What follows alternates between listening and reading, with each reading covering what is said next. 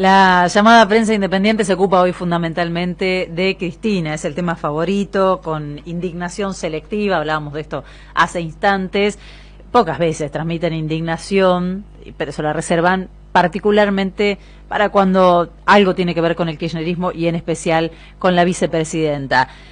Sobre el que prefiere correr jueces y no son de los que juegan al tenis y no dar respuestas a la justicia, bueno, mejor no decir nada. Mauricio Macri no se quiere bajar de su expectativa de un segundo tiempo, se lo hizo saber sobre todo a Larreta esta semana, sobran candidatos dentro de Juntos y candidatas, pero falta para diciembre, falta bastante, así que son temas que seguramente se van a ir dirimiendo, pero claro, todos se consideran en carreras y trabajan en carrera y trabajan en función de eso. El radicalismo también, hay internas, por supuesto, el radicalismo también quiere tener un presidente en 2023 y también tiene un montón de candidatos. Juntos tiene candidatos y candidatas. El radicalismo tiene candidatos. Los que inauguraron las elecciones legislativas pasadas también es esto, es la carrera 2023, al menos para la oposición que está en una situación mucho más cómoda y beneficiándose, les diría, de la bomba que dejó lista para explotar. Estoy hablando de la situación económica más endeudamiento con el Fondo Monetario Internacional. Eso, que no es poco, y las dificultades del frente para encontrar soluciones, funcionan casi como un viento de cola para halcones, palomas y otros bichos que andan dando vuelta. Mirando lo que pasó en Chile, mirando lo que pasó en Argentina, por supuesto, en las legislativas, no hay que minimizar las posibilidades de que puedan tener o ser gobierno nuevamente en 2023. Digo, esto es lo que uno tiene que minimizar, sobre todo el frente de todos, el frente gobernante. Pablo Stefanoni, en su libro, un libro del que se habló mucho en este último tiempo, que como título lleva una pregunta, ¿la rebeldía se volvió de derecha?, analiza justamente el fenómeno de las derechas envalentonadas en el mundo, fenómeno que para muchos resulta difícil de comprender, ¿no? Y lo que ocurre con las izquierdas o con los movimientos más populares, y entre tanto que dice, marca las dificultades que tiene la izquierda para indignarse frente a las situaciones de injusticia. La derecha, dice Stefanoni en su libro, las derechas le disputan a la izquierda la capacidad de indignarse frente a la realidad y de proponer vías para transformar esa realidad. Bueno, después de que van las propuestas es otra historia, ¿no? Pero es una buena lectura, la capacidad para indignarse. Claro, trasladando esta lectura a lo que pasa en la Argentina, alguno podrá decir, bueno, pero el Frente de Todos está haciendo un gobierno de izquierda. No, claramente no. El Frente sí es una coalición que incluye, en todo caso, movimientos de izquierda, de centro izquierda, incluso que fue conformada por una lideresa más de centro izquierda, pero no podríamos decir hasta aquí que es un gobierno de izquierda, ¿no? La redistribución es una asignatura pendiente. Hubo una gran oportunidad, muchos consideran, ¿no?, que la pandemia fue una gran oportunidad para meter mano en estos temas, en estas inequidades históricas, y fue una oportunidad prácticamente desperdiciada.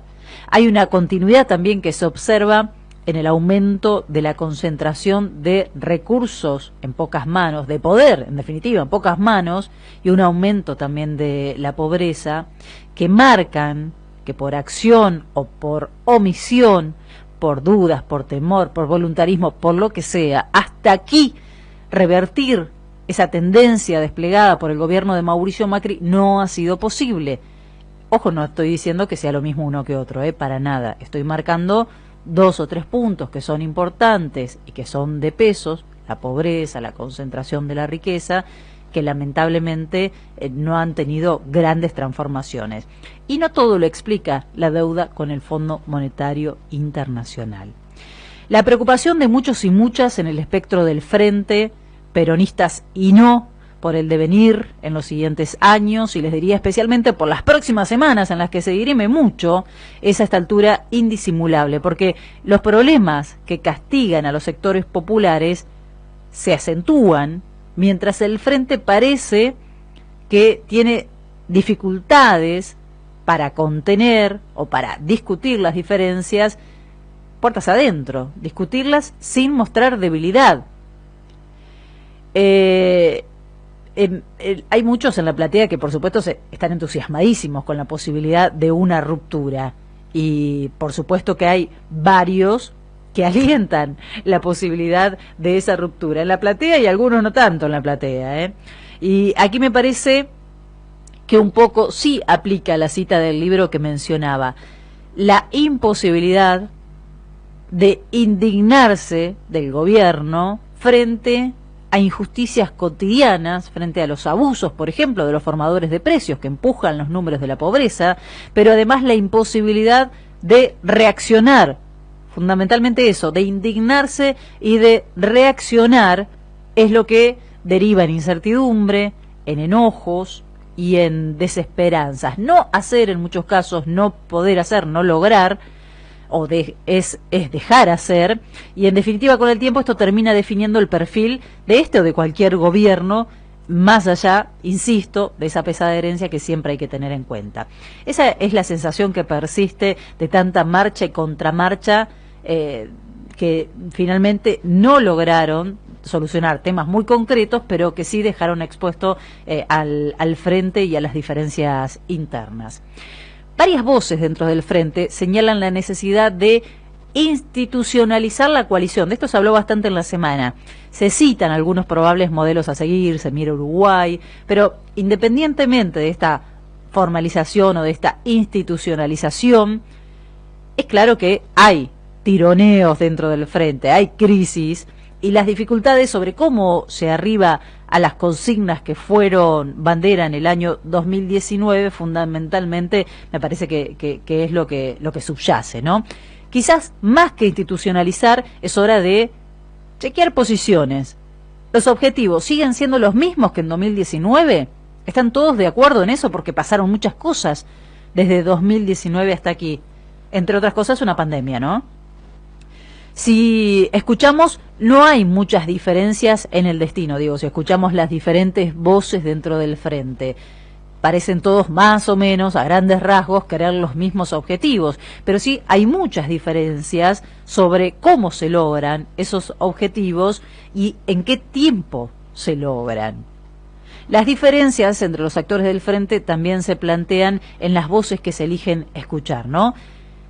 Preguntas. ¿Hay que escuchar principalmente o fundamentalmente a los sectores de poder? ¿Hay que gobernar escuchando el círculo rojo? ¿Hay que gobernar escuchando la calle? ¿Hay que gobernar escuchando las organizaciones? ¿Es posible encontrar un punto medio? ¿Se puede gobernar escuchando a todos y tomando decisiones en función a lo que está pasando? A 2 años de gobierno parece todavía no haber una idea clara con respecto a eso. Los desencuentros esta semana por el espectacular precio de la carne en Argentina fueron públicos y notorios, y la sensación es que eso, insisto, genera más incertidumbre. ¿Es necesario institucionalizar el frente para que estas diferencias, estas decisiones, se discutan puertas adentro, o sería sano que desde el vamos esto se hiciera efectivamente así? 2 cuestiones. Por un lado, cuidar la imagen del gobierno del frente no parece a esta altura un detalle menor después de tantas crisis acumuladas y fundamentalmente con una posición que está muy exacerbada por mostrar que este es un gobierno sin rumbo y sin futuro. Es algo en lo que vienen insistiendo. Y la segunda, entender lo que espera gran parte del electorado del frente, gran parte de los votantes del frente en el año 2019, que no es mayormente poder viajar al exterior, Lo que están esperando son cuestiones mucho más básicas. Por ejemplo, resolver la cuestión del precio de los alimentos, resolver la inflación. La semana pasada decíamos, ojo con festejar el repunte y dar vuelta rápido la página en las elecciones, porque se corre el riesgo de que se pierda el mensaje de lo que manifestaron los votos en las urnas y sobre todo de lo que manifestaron las ausencias. Es necesario analizar lo que ocurrió y es necesario actuar en consecuencia, ¿no? Claro, no es cuestión de estar martirizándose públicamente todo el tiempo, ¿no? Pero hay que dar señales de que se entendió lo que efectivamente se manifestó en las elecciones. Y a esta altura no es posible que alguien no se dé cuenta de que el problema número uno es el hambre, es el precio de los alimentos, los abusos en las góndolas, el costo de vida. Y si alguien duda mucho de esto, solamente basta con hacer algunas cuentas, ir al supermercado pensando que hay que resistir todo un mes con un salario mínimo o con 2 AUH, como para más o menos entender lo que le está pasando a la mayoría de los argentinos y de las argentinas. La magnitud de este problema no admite titubeos y mucho menos, internas o guerras de ego. Porque adivinen qué, del otro lado no hay titubeos, no hay dudas, no hay grietas cuando de avanzar se trata, ni en los sectores de la economía, ni en la oposición, que cuando tienen que encolumnarse demostró que puede hacerlo. En otras palabras, si los integrantes del Frente no saldan las diferencias puertas adentro, están regalando la oportunidad de revertir esta avanzada sobre los derechos de las mayorías, porque en definitiva de eso estamos hablando. Y cuando digo que no admite titubeos, lo digo además pensando en lo que se viene, que está muy lejos de ser algo fácil de resolver. Lo digo pensando en que esta de hoy no puede ser la impronta ante una negociación y un acuerdo con el Fondo Monetario Internacional, que es algo que está en puertas. Esta no puede ser la impronta cuando tengamos al propio fondo chequeando nuestra economía, ya lo tenemos en realidad, ¿no? No puede ser esta la impronta cuando se decida quiénes serán los que más pongan para pagar esa enorme deuda que nos dejó Mauricio Macri en campaña, o quiénes van a bancar, quiénes van a ser las víctimas de esa famosa reducción del déficit, porque después de todo, después de la pandemia, y por buena que parezca Cristalina Georgieva, el fondo sigue siendo el mismo de siempre, y de eso todas y todos sabemos bastante.